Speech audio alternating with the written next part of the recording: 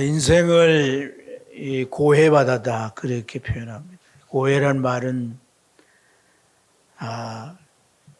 고난이 있는 바다 이런 뜻인데 우리 인생을 살아가는 나날이 고난이 있죠.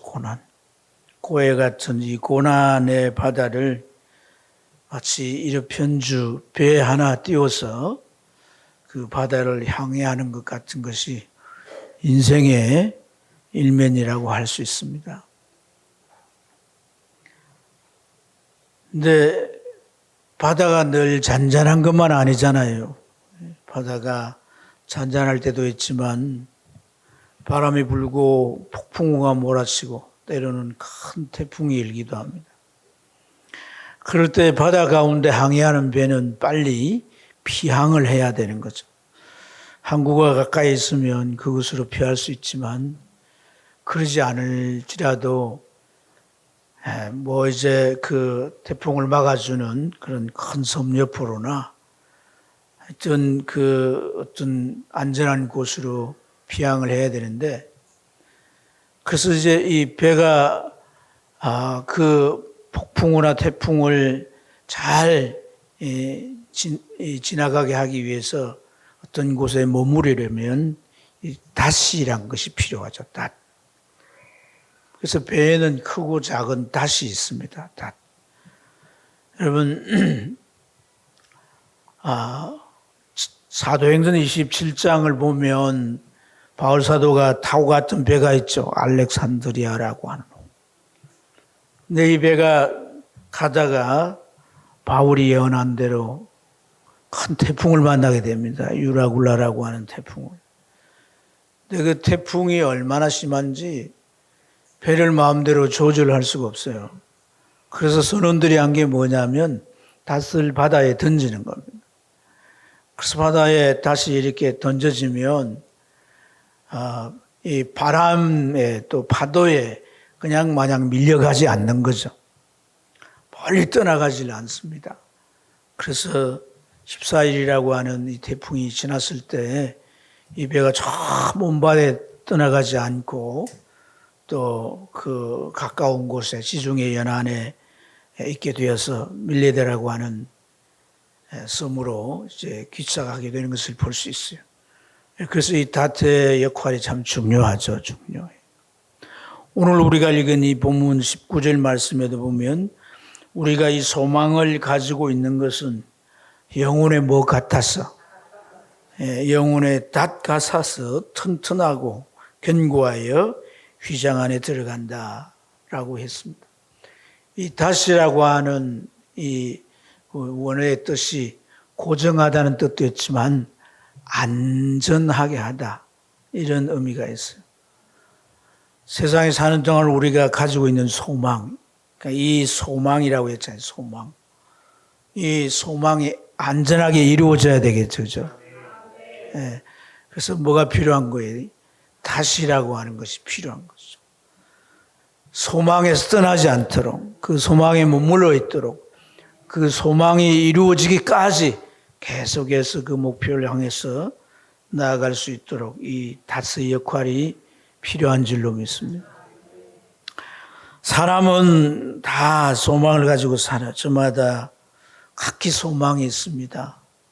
같을 수도 있고 다를 수도 있고 이 소망을 가지고 사는데 아이들이 열심히 학교에 가고 또 공부를 하고 하는 것은 좋은 학교 진학을 하기 위한 그런 소망이 있는 거죠. 청년들이 직장을 찾고 또 이제 창업을 하고 그 자기 미래에 대한 소망이 뚜렷하게 있기 때문에 그렇게 도전하고 노력하는 줄 믿습니다. 하루하루 우리가 일터에서 땀 흘리고 종일 일하는 그 모든 수고가 궁극적으로 소망을 향하고 있는 거죠. 그래서 우리가 소망이라고 하는 것이 참 우리 마음 안에 뚜렷한 목표로 있는데 그것이 이루어지기도 하고 또는 이루어지지 않기도 합니다. 어떤 사람은 사람이 보기에도 큰 소망을 이루었어요. 하지만 그 소망이 오히려 허망하게 여겨져서 그 소망이 주어지는 그런 복을 누리지 못하고 인생이 끝나버리는 그런 경우도 있습니다. 이 땅 위에 우리가 가슴 한가운데 소망을 품고 살아가는데 우리의 소망을 우리는 어디에 두어야 하고 누구를 통해 이 소망을 이루어야 하겠습니까? 오늘 이 본문에서 주는 중요한 지혜가 있습니다. 몇 가지 나누면서 우리가 서로 은혜도 받고 도전받고자 합니다. 첫째는 하나님 안에서 소망을 이루는 자들을 살펴보라는 거예요. 누구 안에서? 예, 하나님 안에서 소망을 이루는 자들. 자, 오늘 12절 말씀에 보면 믿음과 오래 참음과 참음으로 말미암아 약속들을 기업으로 받은 자들을 본받는 자 되게 하려는 것이니라고 말씀해요. 약속을 기업으로 받았다는 것은 소망이 이루어졌다는 얘기 아닙니까? 이러한 자들 본받는 자. 오늘 이 히브리서의 1자 독자들에게 하나님께서 이루어주는 소망, 이 소망을 이룬 자들을 너희들이 좀 본받아야 되겠다. 이 모델을 좀 보라는 거죠. 그래서 제시한 모델이 누구냐 하면 13절부터 나오는 아브라함이라고 하는 인물이에요. 아브라함을 소망을 이룬 자의 본보기로 오늘 이 말씀은 제시하고 있습니다. 여러분, 아브라함은 하나님 안에서 어떤 소망을 이루었습니까? 오늘 이 본문에서 아브라함을 하나님이 이제 미래를 향하여 축복하는 내용이 14절에 나오는데 우리 14절 한번 같이 읽어볼까요? 읽겠습니다. 시작.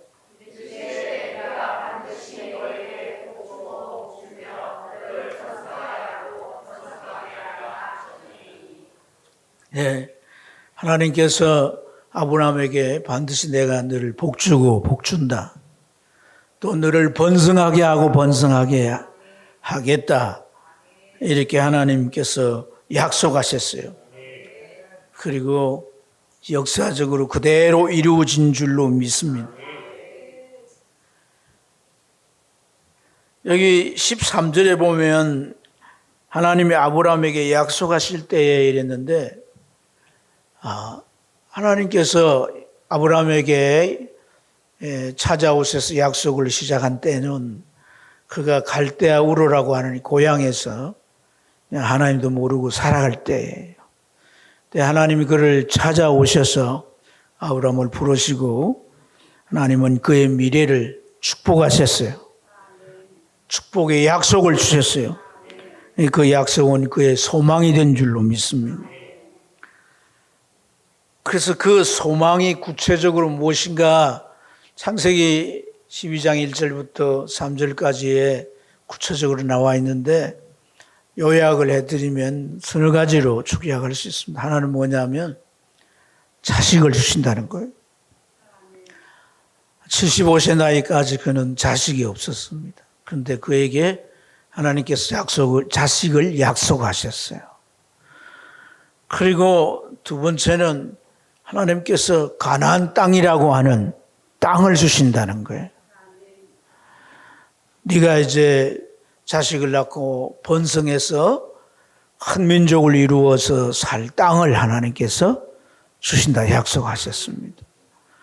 그리고 내 후손은 세 번째로 큰 민족을 이룰 것이다. 너와 내 후손은 모든 세상의 민족에게 복을 주는 그런 복의 통로가 될 것이다. 이런 놀라운 약속을 하신 줄로 믿습니다. 그래서 이것이 그 마음 안에 큰 소망이 되어서 그는 자기 고향 갈대아 우르를 떠나서 하나님이 지시할 가나안 땅으로 간 줄로 믿습니다. 25년이란 세월이 지나서 하나님께서 약속하신 대로 그에게 아들 이삭을 주신 줄로 믿습니다. 그러니까 나이가 100세가 됐죠. 그러나 자기 아내 사례는 이미 늙어서 아기를 생산할 수가 없습니다. 근데 하나님이 주신 소망은 늙었느냐 늙지 않았느냐가 문제가 안 되는 거죠. 시간이 얼마나 지났느냐가 문제가 되는 것이 아닌 줄로 믿습니다. 하나님이 이루시고자 하면 다 이루어질 줄로 믿습니다. 그래서 하나님은 이 아브라함에게 약속하시고 그가 그 약속을 믿음으로 소망을 품고 하나님을 따르며 살아가고 있을 때 그 소망을 하나하나 이루어 주셨는데, 여러분 오늘 제가 이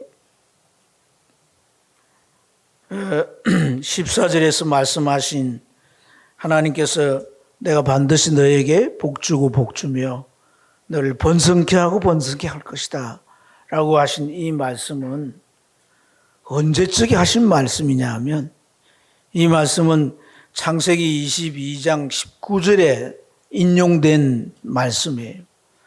여러분 창세기 22장은 어떤 내용이에요? 창세기 22장은 하나님께서 이미 약속하신 바대로 아들 이삭을 주셨고, 그 이삭이 자라서 이제 청소년이 된 시기에 내 어느 날 하나님께서 아브라함에게 청청병력 같은 말씀을 하시죠. 뭐라고 하세요? 그 이삭을 양을 잡아서 번제물로 그렇게 바친 것처럼 이삭을 잡아 제사로 내게 제사를 드리라는 거예요. 아, 하나님 왜 이렇게 말씀하시는가? 왜 이런 요구를 하시는가? 그는 잘 이해할 수가 없죠. 그렇지만 하나님이 선한 분이심을 압니다. 하나님은 자신이 알지 못하는 또 다른 선한 목적이 있어서 그렇게 명령하신 것으로 믿은 줄로 믿습니다. 그럼 마음에 결단하고 순종하게 됩니다. 지시하신 모리아 산에 올라가서 아들 이삭을 결박하고 마치 제물인 양을 잡아서 각을 떠가지고 번제를 드리듯이 그 일을 이제 시도하려고 하는 거죠. 칼을 들고 이삭을 목을 향하여 내리치게 될 때 하나님이 나타나시죠. 그리고 멈추라. 하나님께서 그를 멈추게 하신 다음에 하신 말씀이 바로 오늘 읽은 이 14절 말씀이에요. 14절 우리 같이 한번 더 읽어볼까요? 시작.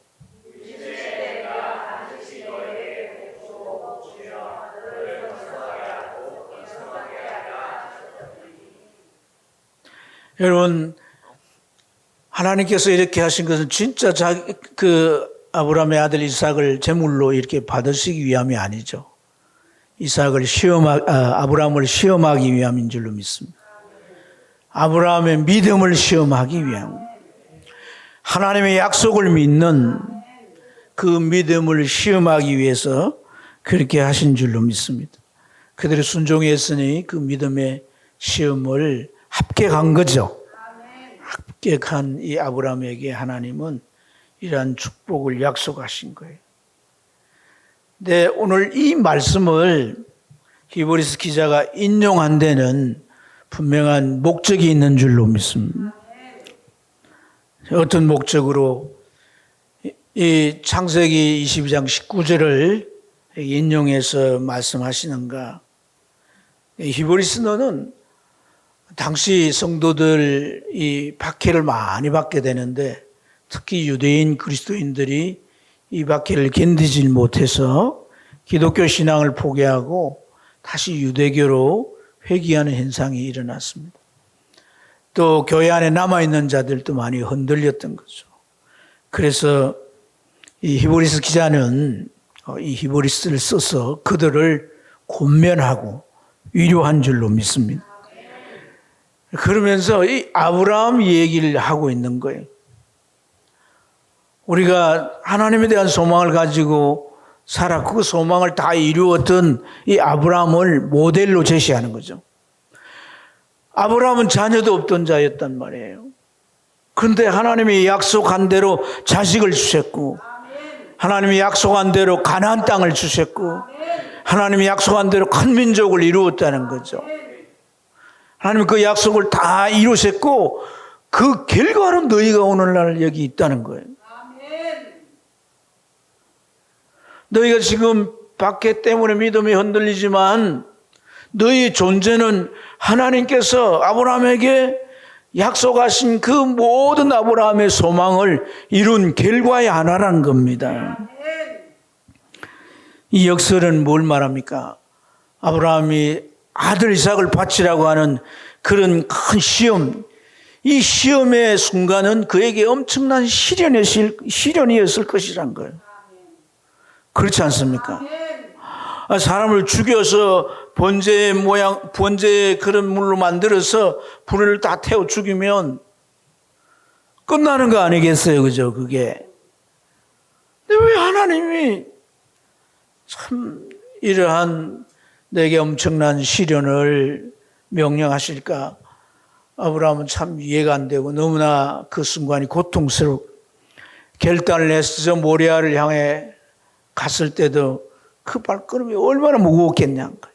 산에 올라갈 때 아들이 아버지 불도 있고 나무도 있는데 재물은 어디 있습니까? 지가 재물인데 그렇게 말할 때 아버지의 마음이 찢어지듯 아팠지 않겠냐 말이에요. 그렇지만 아브라함은 그 시련을 이겨냈다는 거예요. 오늘 너희가 박해를 받고 너희 믿음을 흔들어내는 상황 가운데도 너희 조상 아브라함이 그 시련을 이겨내어서 시험에 합격함으로써 하나님의 소망을 다 그가 이루어 받았듯이 너희도 이 시험을 잘 이겨야 된다는 것, 시련을 견뎌내야 한다라고 하는 역설적인 촉구인 줄로 믿습니다. 또 하나는 뭐냐면, 자, 오늘 하나님께서 아브라함에게 소망을 주시고 이 소망이 오늘 이 말씀 14절까지는 어디까지 이루어진 거예요? 아들 이삭을 주신 거잖아요. 그죠? 그리고 한 번 더 하나님께서 그의 믿음을 테스트 하신 다음에 하나님은 그 다음에 약속, 그 다음에 소망을 다 이루어 주시는 것인 줄로 믿습니다. 여러분, 오늘 말씀 가운데 소망의 풍성함에 이르르라는 표현이 나오는데요. 이 12절 말씀에 보면 하나님의 소망은 하나만 아닌 거죠. 하나님의 소망은 계속해서 현재 진행으로 풍성히 우리에게 주어지는 줄로 믿습니다.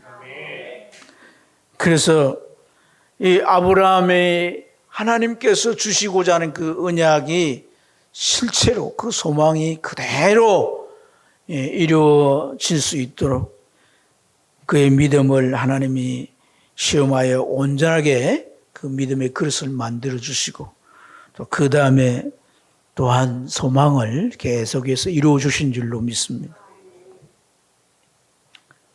이게 얼마나 큰 축복입니까?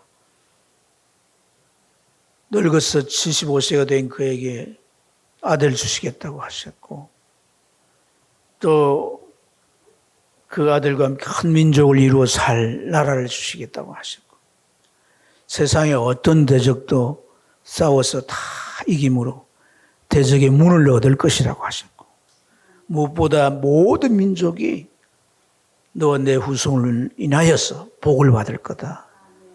내가 복받고 잘 되는 게 끝나는 게 아니라 나를 통해서 다른 사람도 복을 받고 잘 되고 영생할 수 있다면 이보다 더 큰 엄청난 축복이 없는 거죠.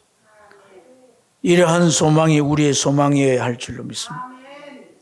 시편 62편 5절 이하를 보면 그렇게 말합니다. 내 영혼아 잠잠히 하나님을 바라라. 대저 나의 소망이 저로 쫓아나는도다. 한번 따라합시다. 저로 쫓아나는도다. 하나님으로 쫓아나는도다. 나의 모든 소망이 하나님으로 쫓아나는도다. 나의 구원과 영광이 하나님께 있으며 하나님은 나의 힘의 반석이요 피난처시로다. 그 모든 것이 하나님께 있도다. 인생의 소망이 하나님으로부터 나온다는 거예요. 사랑하는 여러분, 하나님은 인생에게 모든 소망을 베푸시는 분이시라는 거죠. 그래서 우리는 내가 세상에 살면서 어떤 상황에 처할지라도 또 우리의 형편과 환경과 여건이 어떨지라도 소망이 하나님께로부터 오는 거니까. 다양한 소망이 하나님으로부터 주어지는 것이니까. 우리는 낙심할 수 없습니다. 어떤 경우라도 절망할 수 없습니다. 우리는 하나님을 바라봄으로써 다시금 소망을 품고 나아갈 수 있기를 축복합니다. 이 때문에 우리는 이 땅의 삶이 고달퍼도 안위를 얻을 수가 있고 그 소망을 품고 하나님 앞에 나아가 기도할 수 있는 줄로 믿습니다.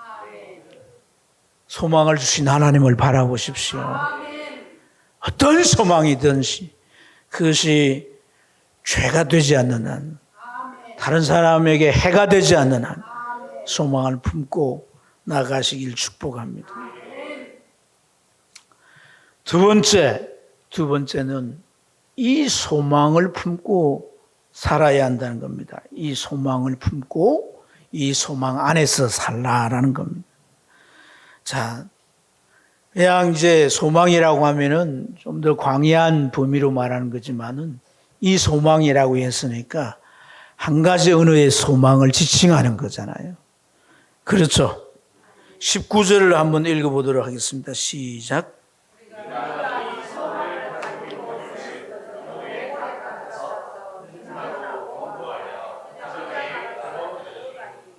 네, 여기 보면 이 소망, 그 소망이라고 분명하게 구분해서 지칭하고 있어요. 근데 이 소망이 뭐에 닷과 같다고?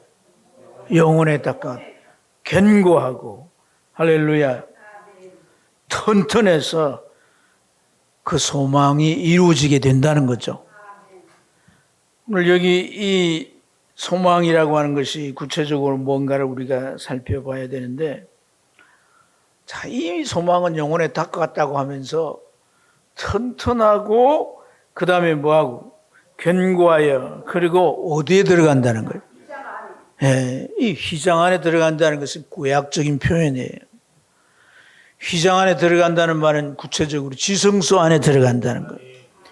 지성소 안에는 아무나 들어갈 수가 없어요.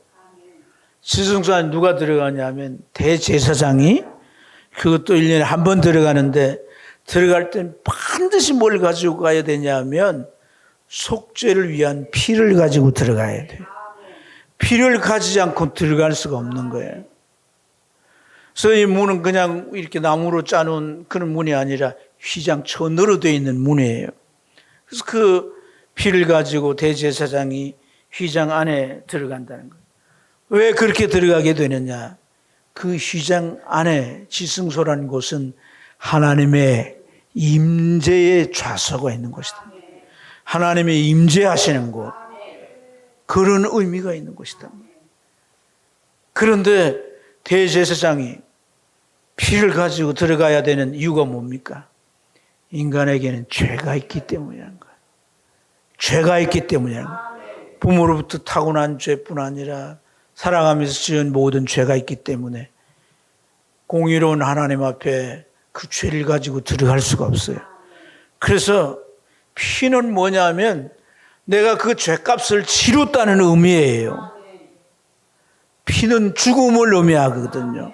죄의 삭은 사망이라 내가 이 어떤 죄를 지었던지 이 죄값을 치를 그 증표가 이게 피입니다 하면서 하나님 앞에 가지고 나와서 그 지성소 가운데 이 두 그룹 사이에다가 7분 뿌리게 되면 하나님은 그를 죽이지 않고 받으시는 것이라는 거예요. 그 소망을 말하는 것이라는 거예요. 할렐루야. 그런데 덧붙여서 계속해서 어떤 말씀을 하고 계십니까? 그 대제사장이 그 피를 가지고 구약시대는 하나님의 임재하신 지성소를 들어갔지만은, 그러나 예수 그리스도는 영원한 대제사장이 되셨어. 자기의 피로, 십자가에서 흘린 그 자기의 피로 그 휘장을 열고 영원한 지성소 안에 들어가셨다는 거예요.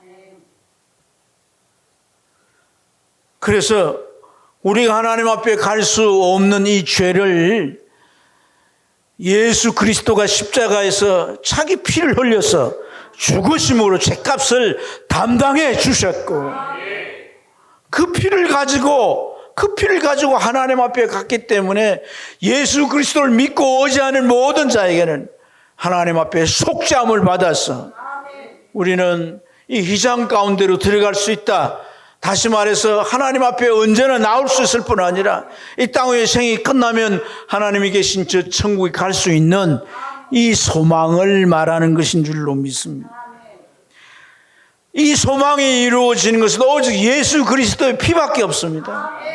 어떤 종교의 창시자도 그가 죽어 그 피로 인간의 죄를 속죄하고 구원의 길을 만들어 놓았다는 내용은 하나도 없습니다. 유일하게 예수 그리스도밖에 없습니다. 그래서 예수 그리스도가 우리의 소망이 되는 거예요. 딴 거 얘기하면 그 다 거짓이고 잘못된 거예요.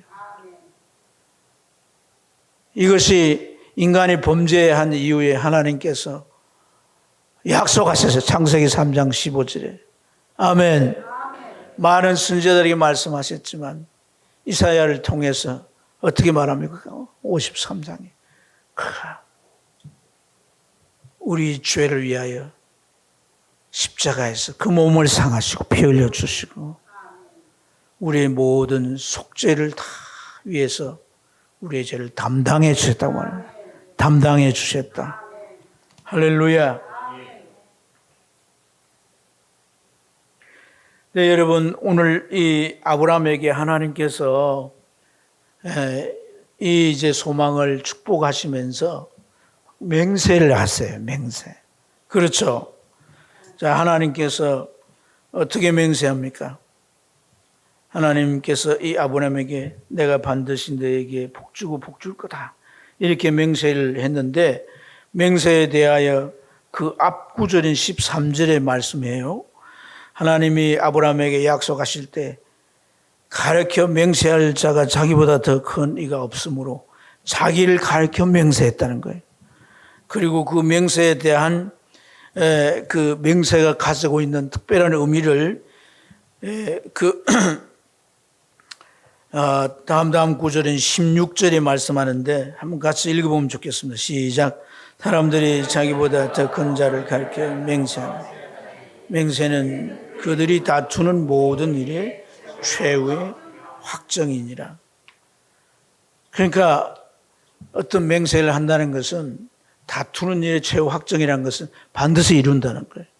그러니까 그 이루는 것이 어떤 의미냐? 내가 내 목숨을 걸고 이룬다는 그런 의미예요. 내 생명을 걸고 이룬다는 거예요. 예. 최후 확정이라는 말은 이것이 이루어지지 아니할 수 없다는 거예요. 반드시 이루어진다는 거죠. 아브라함에게 복 주고 복을 준다. 번성케 하고 번성케 한다는 것은 큰 축복을 의미한 말로 표현되어 있지만은 바로 오늘 제가 말씀드리는 이 소망을 두고 말하는 거예요. 우리의 복이 이 땅에 끝난다면 그게 무슨 복이겠습니까? 복이 영원한 복이 되어야 할 줄로 믿습니다. 그 영원한 복을 누리는 생명이 있어야 되는 거예요. 할렐루야. 그 구원을 위하여서 예수 그리스도께서 이 소망을 이루어 주신 줄 믿습니다. 하나님은 그 아들 예수 그리스도를 이 땅 위에 보내실 때 바로 이 소망을 이루시고자 약속하시고 그대로 이루신 줄로 믿습니다. 그래서 하나님께서 아브라함에게 이렇게 맹세를 하셨는데 여러분 제가 조금 전에 아브라함에게 하나님께서 아들을 바치라고 하실 때에 참 이 아브라함은 하나님이 어떻게 저렇게 말씀하시는가. 아니 주실 때는 언제고 왜 그 아들을 제물로 바치라고 하실까. 도무지 이해할 수 없다. 하나님 과거에도 인신제사를 받으셨다면 모르겠지만 전혀 그러시지도 않는 분이 왜 저럴까. 그런 생각들을 참 많이 했을 거예요. 그러나 성경은 그렇게 설명합니다. 아브라함이 독자 아들을 바치지만 그 마음 한켠에는 하나님께 이 아들을 제물로 바쳐도 하나님이 다시 살리실 것이다. 히브리서 11장 19절에는 그러한 이제 아브라함의 믿음을 설명하고 있어요. 그런데 이 아브라함이 그 산에 올라가서 이제 그 제사의 전 과정을 진행해 갈 때 자식을 잡으려고 하는 순간 하나님께서 그걸 금하시고 그 다음에 어떻게 합니까? 제사를 드릴 수가 없게 됐잖아요. 하지만 하나님께서 아브라함 눈을 밝혀서 수풀에 걸려있는 수양 한 새끼 한 마리를 발견하게 하시고 그것으로 제사를 완성하게 하신 줄 믿습니다. 그런 모든 과정이 끝난 다음에 아브라함 마음에 깨달음이 왔을 거라고 믿습니다. 어떤 깨달음이 왔을까요? 여러분, 그 숯불에 걸려있는 바로 그 수양은 예수 그리스도를 상징하는 줄 믿습니다. 그 숯불에 걸린 수양은 아들 이삭이 번제로 드려져야 할 걸 대신 드려졌다 이 말이에요. 아멘. 그러면 아브라함은 자기 아들을 하나님 앞에 제물로 바치는 그 과정까지 그 마음이 얼마나 애끓었습니다. 믿음을 가졌지만 과연 믿음대로 될지 말입니다. 이걸 잡아가지고 제물로 태워서 제가 돼서 해서 하나님 들으면 어떻게 이게 다시 살아날지 인간적으로 그런 생각이 들지 않겠습니까? 그리고 무엇보다 그 과정을 진행한다는 것은 견딜 수 없는 고통이 아니겠냐는 거예요. 견딜 수 없는 극한의 고통이 그 안에 왔을 거단 말이에요.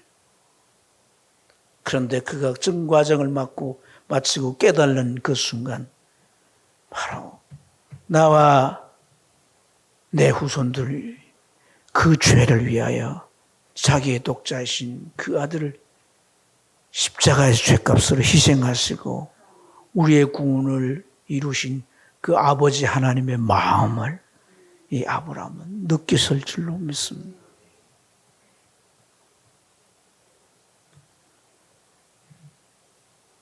하나님 맹세합니다. 반드시 이 반드시란 말이 헬라어로 에으멘이란 말인데 우리가 아멘 하잖아요. 아멘. 그 아멘이 그 말이에요. 이 아멘이란 말이 뭐예요? 틀림없이 그대로 된다는 거 아니겠어요? 하나님은 아브라함에게 반드시 내 너를 복주고 번성한다는 이러한 말씀을 하시는 것은 바로 이 소망을 내가 이룰 거다. 반드시 이룰 거다. 그런 하나님의 맹세고 다짐이었다는 거예요. 왜 그렇게 하지 합니까? 왜 그렇게 하지 합니까? 오늘 이 소망이 이루어진 궁극적인 그곳은 어디입니까? 천국인 거예요. 천국. 우리가 지옥 가지 않고 천국 갈 수 있도록 하나님은 기필코 이 소망을 이루시겠다는 거예요.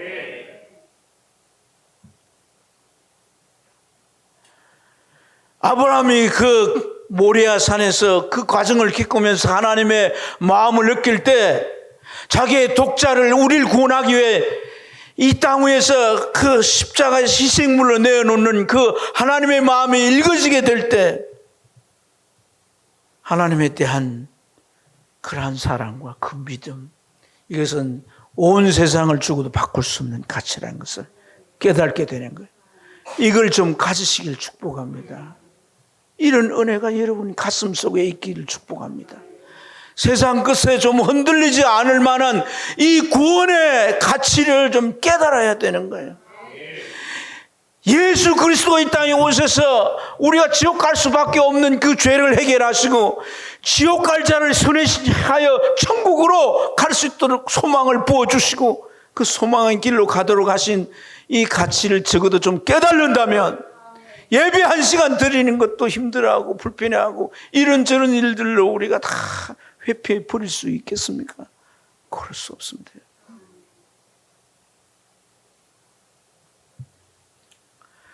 로댕은 조각가입니다. 조각가. 그 로댕의 최고의 작품이 뭐예요? 생각하는 사람이잖아요. 그래 이렇게 해가지고 이렇게 궁상맞게 뭐의 생각에 깊이 빠져 있는 모습이에요. 근데 그 로댕이 그 조각 생각하는 사람을 뭘 보고 착안한 줄 아세요? 단대의 신곡을 읽으면서 감명받은 내용이 있습니다. 뭐에 감명을 받았냐면요. 지옥 문 앞에 큰 글자가 쓰여 있는데 뭐라고 쓰여 있느냐 하면 이곳에 들어가는 자는 희망을 버려라.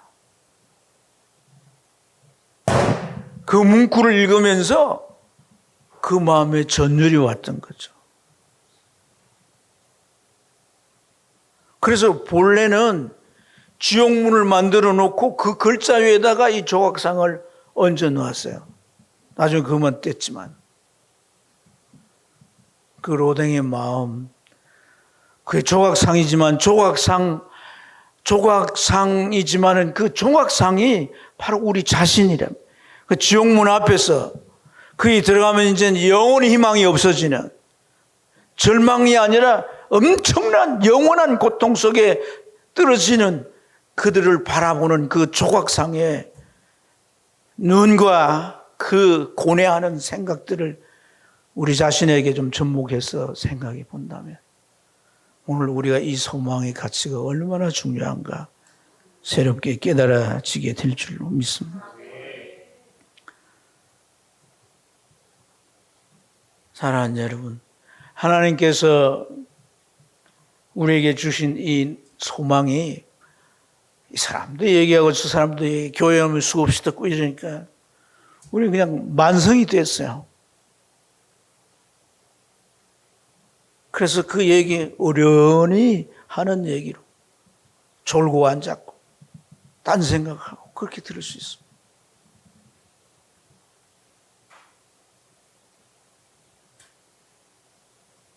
루트가 그랬다고 했잖아요. 가슴 치며 괴로워.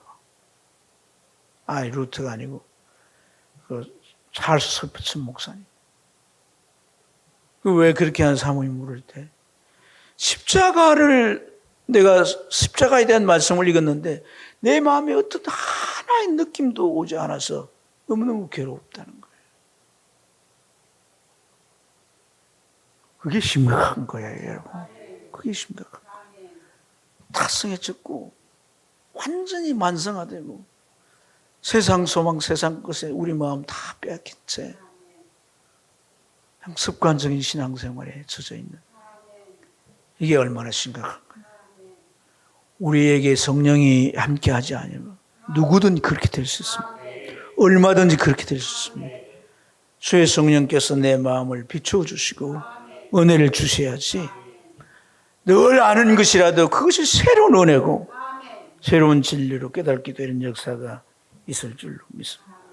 마지막으로 하나님의 주시는 소망은 누구에게든지 풍성하다 하는 것입니다.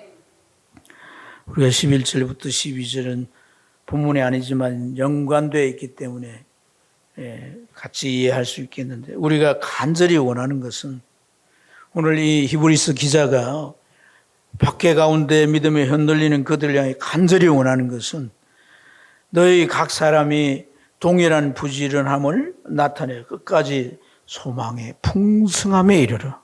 할렐루야. 소망의 풍성함에 이르러 게으르지 않고 또 믿음과 또 오래 참음으로 말미암아 약속을 기업으로 받는 자들을 본받는 자가 되게 하려 함이라고 했어요. 소망의 풍성함. 여러분, 아브라함은 그랬습니다. 정말 하나님께서 그에게 약속을 소망으로 주시고 그것이 하나하나 이루어지는 그의 삶은 소망의 풍성한 삶인 줄로 믿습니다. 너무나 풍성한 삶이었습니다. 의심의 여지가 없습니다. 그 이스라엘 역사가 그것을 증명하고 있습니다. 여러분, 이스라엘 역사만큼 아이러니한 역사가 없어요. 그들은 역사적으로 바벨론에 짓밟혀서 하나도 남아있지 않았습니다.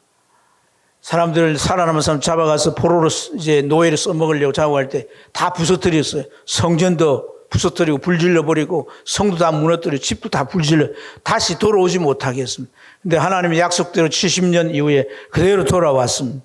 그 후에 헬라가 짓밟았고요. 그 후에 로마도 100만이나 죽였습니다. 살아남은 사람들은 다 온 세계에 흩어졌습니다. 그리고 1000년 이후에 그들이 다시 그 땅으로 되돌아옵니다. 놀라운 일입니다. 어떤 역사가들도 이걸 설명해낼 길이 없습니다. 도대체 소멸되지 않는 민족이란 거예요. 이게 하나님의 소망을 붙잡았기 때문인 거예요. 히브리서 13장 5절에 보면 그런 표현이 있습니다. 내가 과연 너희를 버리지 아니하여 과연 너희를 떠나지 아니하여. 이스라엘 백성들은 하나님을 떠난 적이 많습니다. 하나님을 떠났어요. 버리고 떠났어요. 모른다고 떠났어요. 하지만 하나님은 그들을 버리지 아니했습니다. 과연 내가 너희들을 떠나지 않고 버리지 않을 거다. 여기 과연이라는 말은 언제 씁니까? 과연이라는 말은 언제 쓰는 거예요? 다 지나고 와서 쓰는 거잖아요. 그죠? 과연 그렇구나 그러지 않습니까? 과연 그대로 됐네 그러지 않습니까? 하나님은 너희들이 지나고 보면 내가 진짜 너희를 버리지 않는다라고, 떠나지 않는다는 것은 너희들이 실감할 거다. 과연 그럴 것이다. 이렇게 말씀한 것입니다. 사랑하는 여러분, 왜 그렇습니까? 베드로전서 1장 3절 말씀에 우리가 가진 소망이 산 소망이기 때문에 그렇다. 예수 그리스도가 죽음으로 끝나버렸다면 그건 죽은 소망이에요. 부활하심으로 산 소망이 됐다는. 그래서 계속해서 우리의 소망은 현재 진행인 줄로 믿습니다. 이 땅 위에 사는 동안 우리의 소원 작은 것 하나라도 또 어떤 소원이라도 베풀어 주시는 그 하나님을 바라보시기를 축복합니다. 그런 말이 있습니다. 내 인생의 크기는 네가 믿는 하나님의 크기에 비례한다. 여러분, 우리가 하나님을 하나님처럼 믿으시길 바랍니다. 하나님의 크기를 우리가 제한하면 안 됩니다. 하나님이 약속하신 것을 그건 너무 이루어지기에는 무리고 절반만 3분의 1만 해도 나 벅참 그러지 마시기 바랍니다. 하나님은 우리가 감당할 수 있다고 주시는 거 아닙니다. 감당하게도 만드시는 분이 하나님이세요. 그러므로 이 소망을 가지고 살면 하나님의 눈이 여러분을 절대 떠나지 않습니다. 어디에 있든지 뭘 하든지 하나님의 눈은 주시하십니다. 그리고 여러분의 삶을 간섭하시고 그 소망이 이루어지는 저 천국까지 인도하실 줄 믿습니다. 기도하십시다. 좋으신 하나님 아버지.